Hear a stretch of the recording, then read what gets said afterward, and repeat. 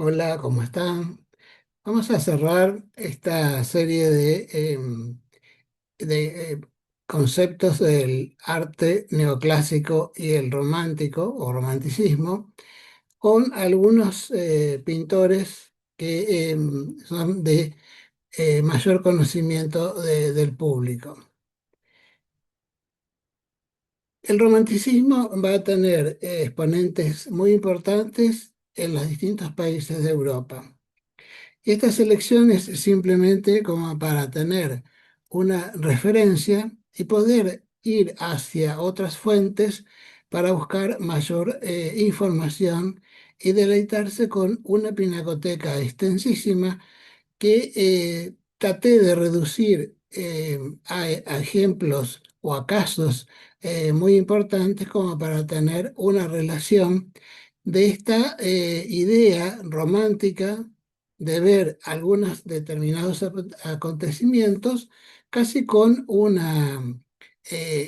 mirada ilusoria que hoy nos hace pensar y decir que el pasado también se romantiza, o sea, hay una mirada romántica para desvincularlo de atrocidades, algo de dolor, violencia y demás que puede hacer surgir hoy en día una visión que el pasado fue mucho más calmo de lo que realmente fue así. En el caso de Francia, tenemos al pintor Gros,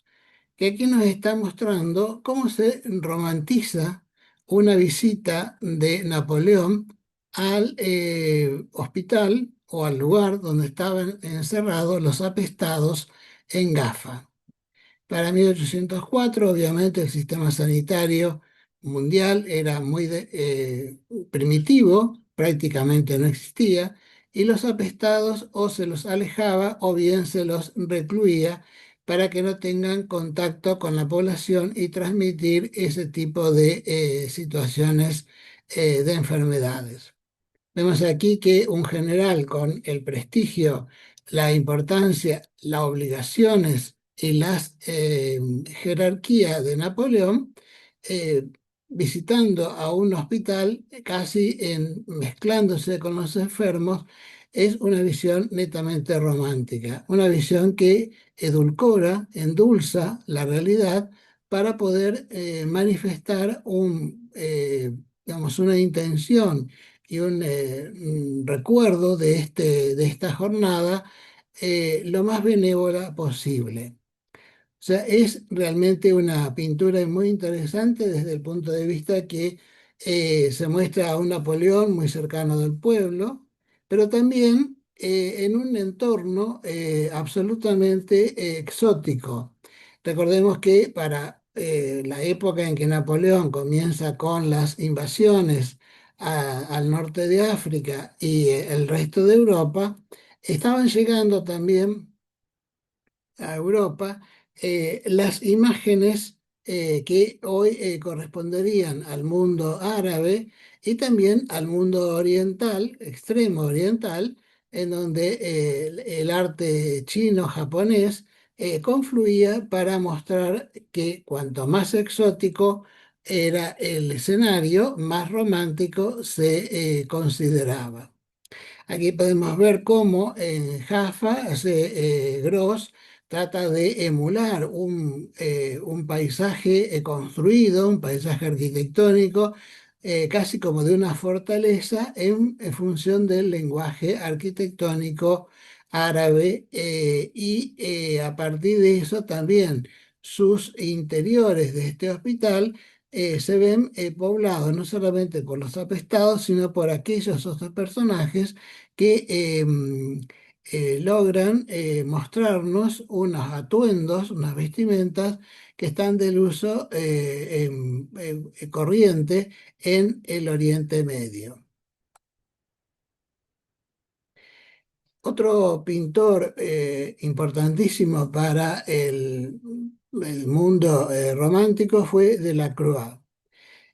Delacroix pinta este magnífico lienzo con la escena del pedido de auxilio de los náufragos la Medusa. La Medusa era el navío que naufragó y con los restos los sobrevivientes pudieron construir una balsa que estuvo a la deriva el tiempo suficiente como para no tener más alimento que aquello que le estaba flotando junto con ellos en la balsa. O sea, este es un cuadro que más que romantizar el mundo exótico, está haciendo una denuncia, una de las primeras denuncias políticas sociales que podemos ver en el arte de Europa del siglo XIX. O sea, aquí podemos ver cómo hay individuos de la balsa que ya han pasado a otro plano. Hay otros que están muy debilitados y que prácticamente se está generando como una pirámide de desesperación para sostener a uno de estos náufragos que agitase un paño para que a lo lejos, allá en el punto blanco, que prácticamente por esta diapositiva no se ve, habría que, hoy los medios están suficientemente actualizados como para poder ver con mayor precisión y mayor detalle esta pintura, pero en ese sector blanco del horizonte hay un navío al cual se le están haciendo señales para que pueda ir a rescatarlos. Contrariamente a lo pensado, este navío era inglés y son los británicos los que van a llevar a buen puerto a estos náufragos, y esto generó una gran ola de protestas, como el abandono del gobierno francés a los náufragos que habían sucumbido y aquellos que habían sobrevivido de este penoso hecho marítimo. O sea, y aquí realmente Delacroix está trabajando con la exaltación del movimiento de las personas. Aquí sería una emoción puesta en acto, una elevada tensión dentro de los sobrevivientes que flotan en estos maderos, y las fuerzas de la naturaleza que son siempre muy esquivas a la fragilidad del hombre. Y digo esquivas en el sentido de compasión, en el sentido de tener algo como para limitar su fuerza y su empuje. O sea, realmente la fragilidad humana se prueba con toda intensidad en esta pintura, ya que el mar por sí solo no va a tener compasión ni aún de estos náufragos que están desesperadamente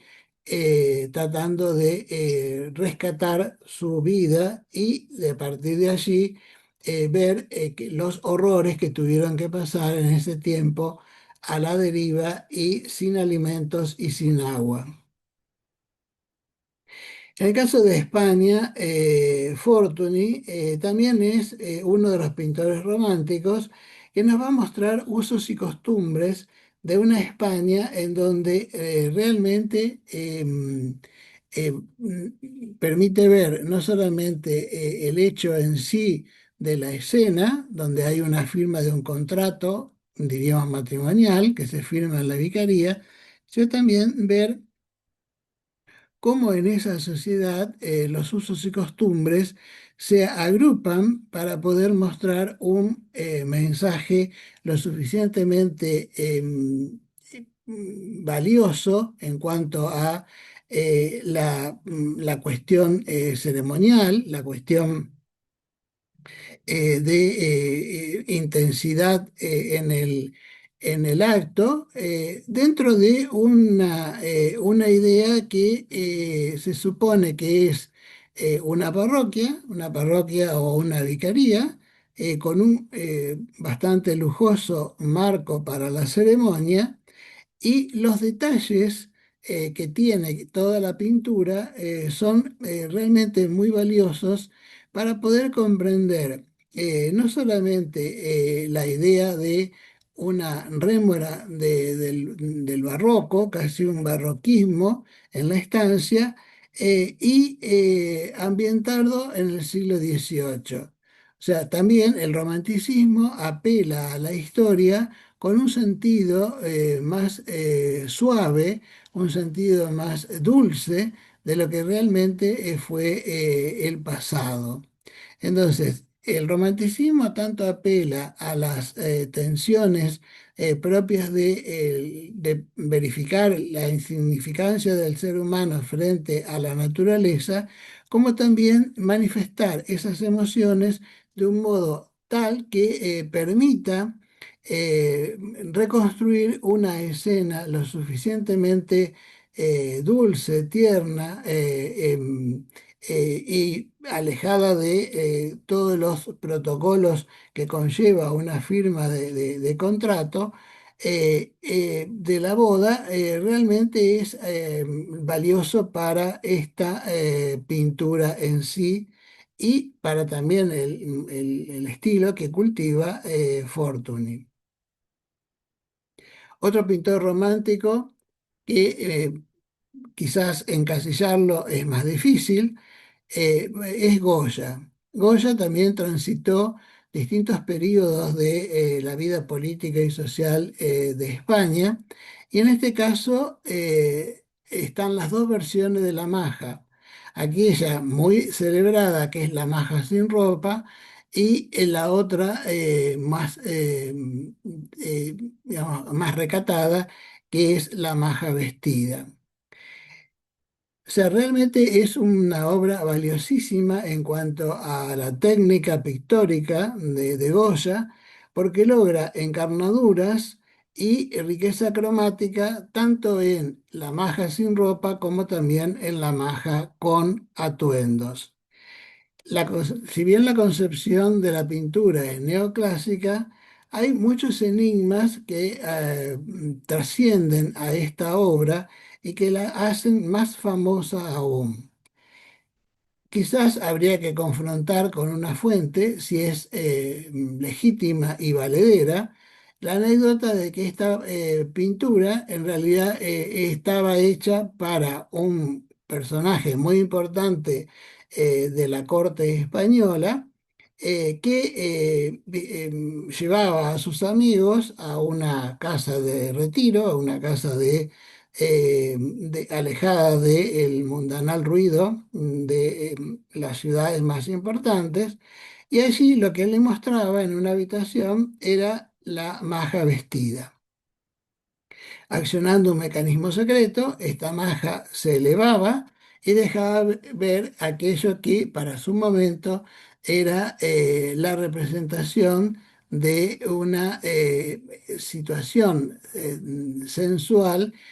casi desconocida en el medio común. O sea que realmente Goya debemos apreciar esta suerte de mixtura en cuanto a lo que puede ser una pintura sensual y la que es la pintura mucho más recatada en la segunda versión. Pero Goya también dentro de esta idea romántica va a tener la serie de pinturas llamadas las pinturas negras, que pintará en su quinta, a la que se llamó la Quinta del Sordo, alejado como para tener un poco de paz mental y equilibrio, ya que Goya fue uno de los que más sufrió en su espíritu y en su carne propia también las vicisitudes de la invasión napoleónica. Tanto la casi bestialidad de este Saturno devorando a su hijo, que remite a la presencia de la mitología en estos grandes terrores, como también esta pintura que simplemente es un perro que está mirando hacia lo alto y parece que estuviera por detrás de una duna, en realidad se está hundiendo, nos está mostrando cómo Goya saca su expresividad de forma tal que nos permite tener una idea más cabal de su sufrimiento, sea mental como físico. Del perro semihundido hay muchos estudios que les recomiendo que traten de verificar en la web, porque es una pintura riquísima y que casi siempre pasa inadvertida o con un dejo anecdótico de un perro hundiéndose en la arena, pero que transmite un mensaje muchísimo más importante de lo que nosotros podemos ver. Si bien nos impacta en primer momento a este Saturno devorando cruelmente a sus hijos, a uno de sus hijos, también es inquietante y muy dura la imagen del perro que se está hundiendo en la arena. Y dentro del romanticismo, uno de los pintores que logró combinar la naturaleza con las nuevas tecnologías provenientes de la revolución industrial es William Turner. William Turner tiene muchísimos estudios también que pueden ser consultados como para tener una idea más clara, pero lo que aquí les quiero mostrar es simplemente cómo Turner pone en juego de tensiones emocionales esta naturaleza que es un ocaso, que prácticamente se diluye en las brumas, y el vapor que está siendo remolcado a un dique seco para desarmarlo. La naturaleza se impone. El sol va a ser uno de los grandes motivos de inspiración de Turner. Y aquí el sol y las llamas que salen de la chimenea son las que marcan esa tensión que decía anteriormente entre la natura y la obra del hombre en la revolución industrial. El vapor ya está dejando de ser útil hacia 1839, y aquí podemos ver el gran avance que tuvieron los ingleses cuando lograron que a la navegación de vela se le agregase un motor a combustión, y que ese motor a combustión trabajase con una cantidad de energía que muchas veces se disipaba en las chimeneas. Quizás los buques de hoy ya han perdido esa mística que había en otro momento sobre los buques con las estelas de humo y vapor saliendo de sus chimeneas, y ya nos hemos acostumbrado a un diseño aerodinámico y náutico, obviamente, muy acorde al momento. Pero permítame la digresión, hasta hace pocas décadas los navíos se seguían construyendo con simulaciones de chimeneas, de gigantescas chimeneas, para no perder esa idea casi romántica de los gases, vapores y humos que salían de las anteriores maquinarias promovidas por el vapor y la combustión de líquidos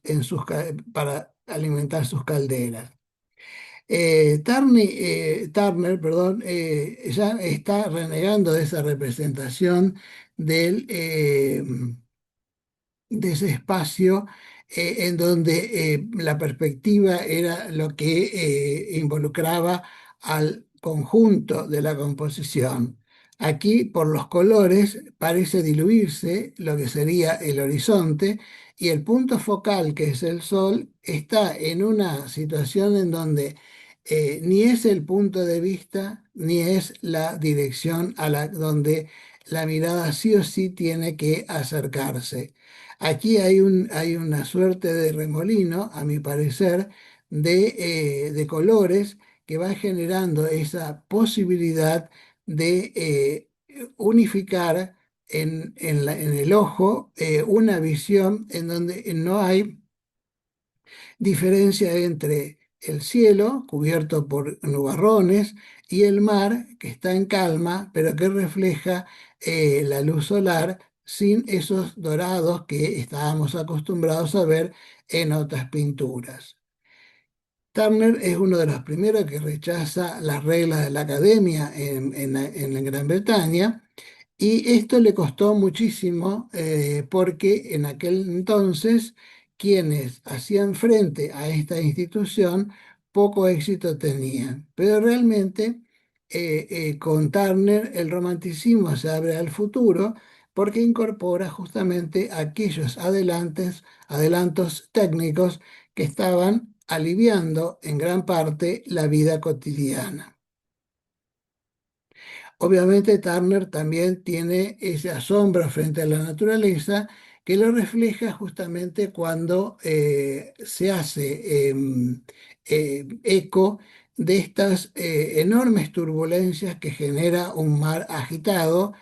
y ese mar agitado tiene como relación más directa una nave que está casi a la deriva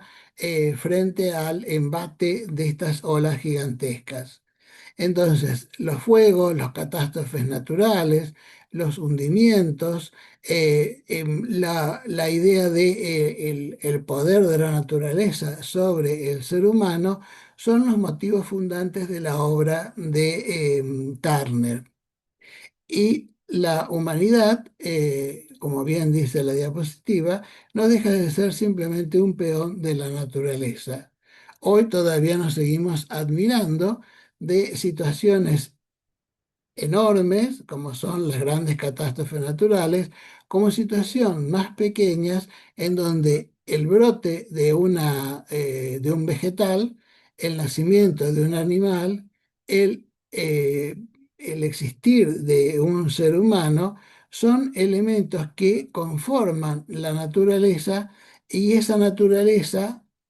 contrariando a la idea humana de poder dominarla, la naturaleza va siempre hacia adelante. O sea, nunca se detiene, siempre se transforma, siempre va cambiando. Y Turner muestra justamente esta idea, cómo la naturaleza cambia y cómo los humanos somos prácticamente invisibles para esta gigantesca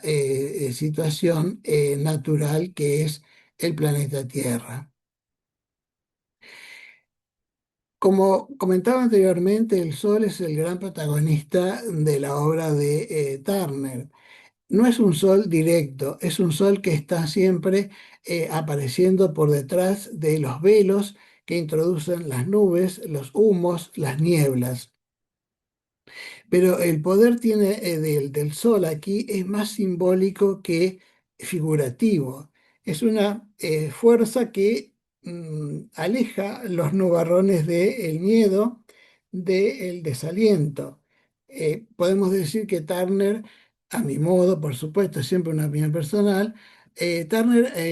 es como que toma en sí esa esencia del hombre de las cavernas en donde la noche se llenaba de terrores por la inmensa oscuridad y el día se llenaba de belleza frente a poder distinguir no solamente el enemigo, sino también todo lo que circundaba. Entonces, esta idea de el sol como una fuente más que protagónica de la pintura de Turner, viene bien acercarla a la frase que él acuña diciendo, el sol es Dios. Aquí ya podemos ver cómo otra vez volvemos a la idea de siglos anteriores, donde el sol se había constituido como una divinidad. Y Turner lo vuelve a elevar a esa condición a partir de todas estas pinturas. Y quizás la pintura que a mí particularmente más me impacta es lluvia, vapor y velocidad. Aquí Turner deja ver la idea con muchísima intención como la niebla de la máquina del ferrocarril, o sea, la niebla del vapor de la máquina del ferrocarril, como la niebla del ambiente que circunda a estas vías férreas, más el cielo cubierto de nubes, está haciendo realmente una intención en donde lo formal, aquello que venía del arte anterior, que era muy individualizado y muy directamente clasificado, aquí ya deja de aparecer como tal. En la idea del motivo que permite ver la obra de Turner, aquí es el dinamismo de la revolución industrial con el ferrocarril y junto con ello la posibilidad de ver a través de los sentidos cómo esta organización nueva de la humanidad irrumpe hacia un horizonte que en ese momento era insospechado. Pero es el horizonte del arte informal del siglo XX, como también lo cambiante y lo magnífico que va a ser la maquinaria, que poco a poco va a ir avanzando en cuanto a las posibilidades de desarrollo de determinadas técnicas que la industrialización permitió, y desde allí, desde el siglo XIX al siglo XXI en que estamos, hay un recorrido muy breve de la humanidad, pero enormemente tecnológico y con una posibilidad hoy extrema, a tal punto que hasta a mí, que ya soy de generaciones no digitales, o sea, no soy nativo digital, me sigue maravillando que pueda transmitirle, como lo hacía con mis alumnos presenciales, estos conceptos como para tener una idea de lo que fue surgiendo en la historia del arte, sin llegar a ser una serie de clases muy eruditas que prácticamente no estén aportando más que esa idea de sapiencia de aquel que expone. Yo trato en lo posible de manifestarle lo que pude ir organizando como una síntesis para mis alumnos, de modo tal que ellos pudiesen encontrar también su propio camino. Así como les digo que para mí Turner es uno de los pintores que más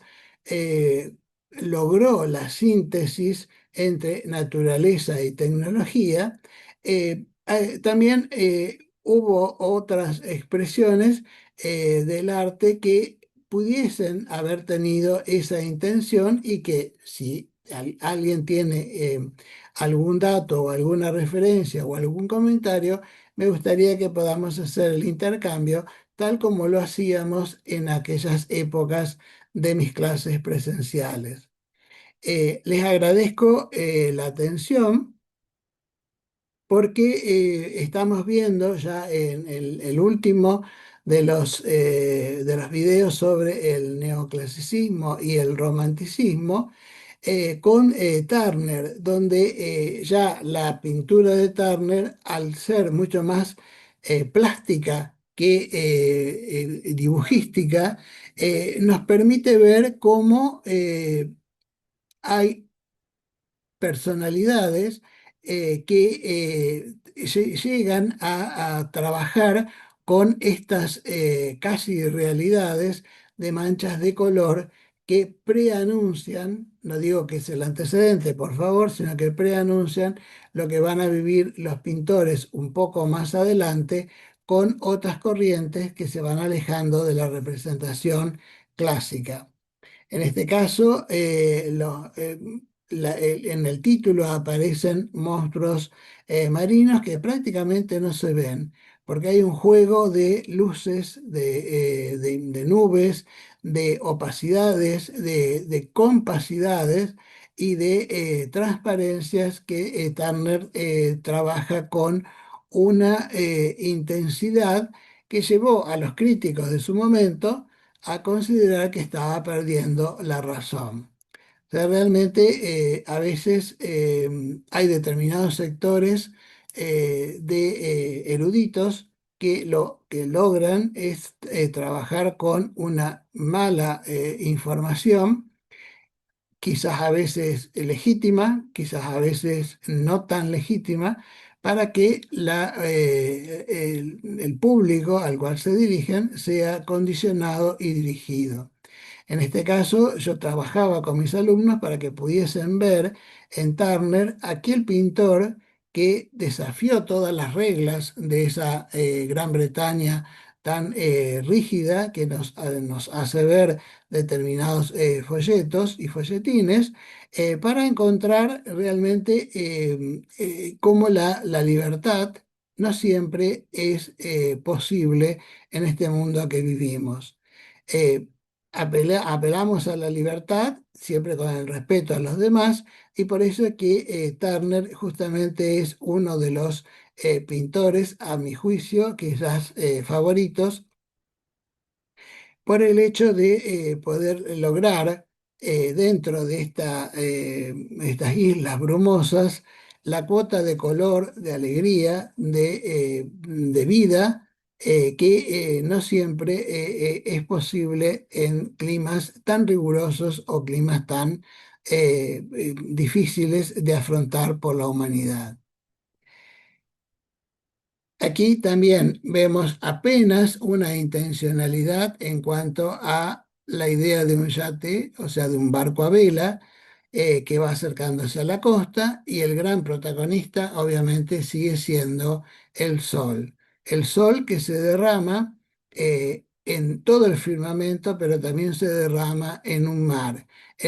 que no lleva esos colores tradicionales, sino que es una diafanidad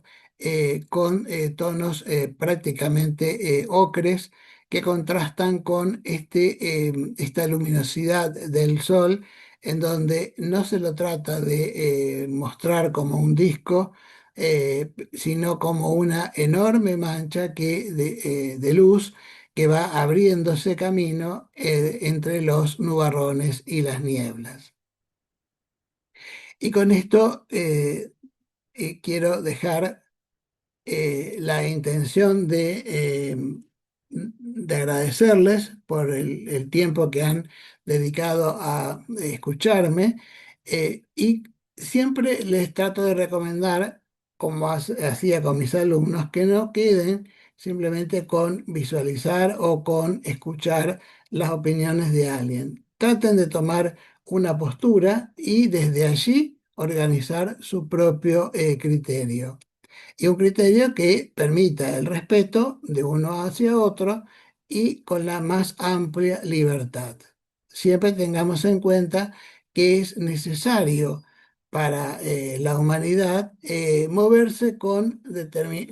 algunos cánones que van tomando la sociedad para sí, pero también tener la mayor amplitud de criterio para que el espíritu sea el que domine básicamente nuestro accionar. Y estoy hablando del espíritu no en un sentido religioso, sino en aquello que les comentaba desde las primeras incursiones que hice en este medio tan maravilloso, eso que tiene el ser humano y que es propio del ser humano, que es la sensibilidad. Llamémosle espíritu, llamémosle sensibilidad, pero lo cierto es que a mi modo de ver es lo único que nos diferencia del resto de las especies de cuadrúpedos y mamíferos y de las demás especies, por supuesto, que hay en el mundo respecto a esta idea de que podamos ser sensibles, podamos tener un repertorio de opiniones y de hechos que se alejan del mero instinto, donde sistemáticamente van repitiendo las acciones y se van adaptando también a los cambios, pero se van adaptando de una forma más cercana a lo que la naturaleza le va pidiendo que a un acto de inteligencia y de raciocinio. Les agradezco la atención, cualquier comentario será muy bienvenido. También me gustaría que me permitan llegar a más personas dándole un me gusta y